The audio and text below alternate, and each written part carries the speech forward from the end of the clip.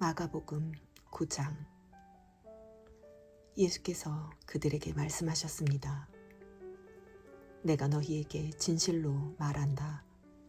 여기 서 있는 사람 가운데 죽기 전에 하나님 나라가 능력을 떨치며 오는 것을 볼 사람이 있다.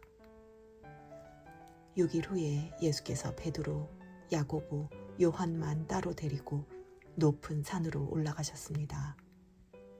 그런데 예수께서 그들 앞에서 모습이 변하셨습니다. 예수의 옷은 이 세상 그 누구도 더 이상 희게 할 수 없을 만큼 새하얗고 광채가 났습니다. 그리고 거기에 엘리야가 모세와 함께 그들 앞에 나타나 예수와 이야기를 나누었습니다. 베드로가 예수께 말했습니다. 주여, 우리가 여기 있는 것이 좋겠습니다. 우리가 초막 3개를 만들어 하나에는 주를, 하나에는 모세를, 하나에는 엘리야를 모시도록 하겠습니다. 모두들 몹시 두려웠기 때문에 베드로는 무슨 말을 해야 좋을지 몰라 이렇게 말했습니다.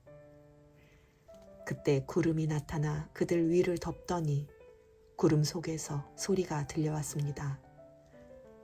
이는 내 사랑하는 아들이다. 그의 말을 들으라. 그 순간 그들은 주위를 살펴보았습니다. 그러나 그때는 이미 아무도 보이지 않고 오직 예수만 그들과 함께 계셨습니다. 산을 내려오시면서 예수께서 제자들에게 단단히 일러두셨습니다.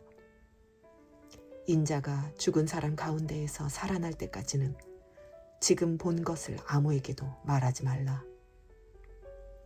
제자들은 이 일을 마음에 새겨두면서도 죽은 사람 가운데에서 살아난다는 것이 무슨 뜻인지 몰라 서로 물어보았습니다. 제자들이 예수께 물었습니다. 왜 율법학자들은 엘리야가 먼저 와야 한다고 말하는 것입니까?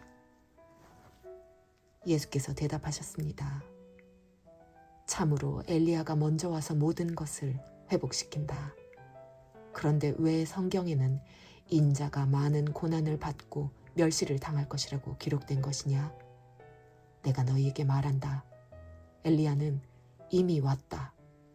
그런데 사람들은 그에 대해 성경에 기록되어 있는 대로 그를 자기들 마음대로 대했다.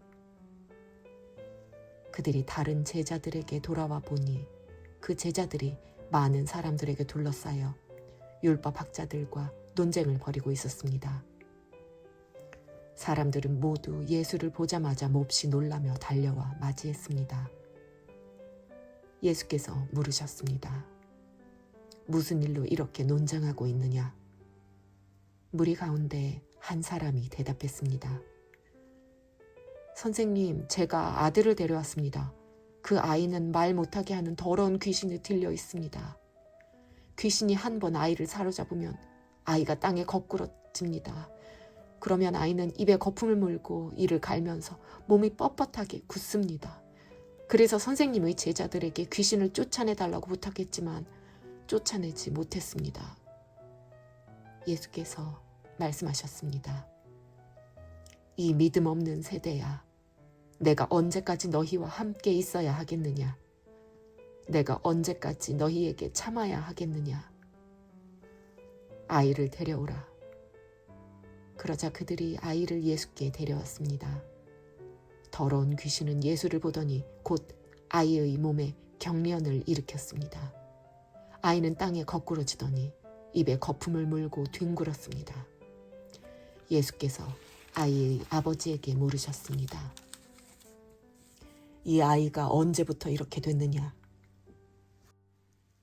그가 대답했습니다. 아주 어릴 때부터입니다. 귀신이 아이를 죽이려고 여러 번 불 속에 내던지고 물속에도 빠뜨렸습니다. 그러나 선생님께서 어떻게든 하실 수 있다면 제발 우리를 불쌍히 여기시고 도와주십시오. 예수께서 말씀하셨습니다. 하실 수 있다면이 무슨 말이냐? 믿는 사람에게는 모든 일이 가능하다. 그러자 곧 아이의 아버지가 소리쳤습니다. 내가 믿습니다. 믿음이 부족한 나를 도와주십시오. 많은 사람들이 이 광경을 보려고 달려오는 것을 보시고 예수께서 귀신을 꾸짖으셨습니다. 듣지 못하게 하고 말 못하게 하는 귀신아, 내가 네게 명령한다. 이 아이에게서 나와 다시는 들어가지 마라. 더러운 귀신은 소리 지르며 아이에게 심한 경련을 일으키더니 나갔습니다. 아이가 죽은 것 같이 돼 누워있자 많은 사람들이 수군거렸습니다. 아이가 죽었나 보다. 그때 예수께서 아이의 손을 잡아 일으키셨습니다. 그러자 아이가 벌떡 일어섰습니다. 예수께서 집 안으로 들어가신 후에 제자들이 따로 물어보았습니다. 어째서 저희는 귀신을 쫓아내지 못했습니까? 예수께서 대답하셨습니다. 이런 귀신은 오직 기도로만 쫓아낼 수 있다. 그들은 그곳을 떠나 갈릴리를 지나가게 됐습니다. 그러나 예수께서는 자기 일행이 어디로 가는지 사람들이 모르기를 바라셨습니다. 제자들을 가르치고 계셨기 때문입니다. 예수께서 그들에게 말씀하셨습니다. 인자는 배반을 당하고 사람들이 손에 넘겨져 죽임당할 것이다. 그러나 3일 만에 그는 다시 살아날 것이다. 그러나 제자들은 그 말씀이 무슨 뜻인지 깨닫지 못했고 두려워서 예수께 묻지도 못했습니다. 그들이 가버나움으로 갔습니다. 집안에 계실 때에 예수께서 제자들에게 물으셨습니다. 오는 길에 너희끼리 왜 논쟁했느냐? 그러자 제자들은 말이 없었습니다. 그들은 길에서 누가 가장 큰 사람이냐 하는 문제로 다투었기 때문입니다. 예수께서 자리에 앉으시면서 12 제자를 불러놓고 말씀하셨습니다. 누구든지 첫째가 되려면 모든 사람의 꼴찌가 돼야 하고 모든 사람을 섬기는 종이 돼야 한다. 예수께서 한 어린아이를 데려와 그들 가운데에 세우셨습니다.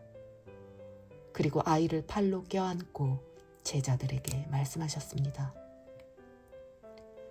누구든지 내 이름으로 이런 어린아이 하나를 영접하는 사람은 나를 영접하는 것이고 누구든지 나를 영접하는 사람은 나를 영접하는 것이 아니라 나 보내신 분을 영접하는 것이다. 요한이 말했습니다. 선생님의 이름으로 귀신을 쫓아내는 어떤 사람을 보고 우리를 따른 자가 아니어서 우리가 그에게 하지 못하게 했습니다. 예수께서 말씀하셨습니다. 못하게 하지 마라. 내 이름으로 기적을 행하고 나서 바로 나를 욕할 사람은 없다. 누구든지 우리를 반대하지 않으면 우리 편이다.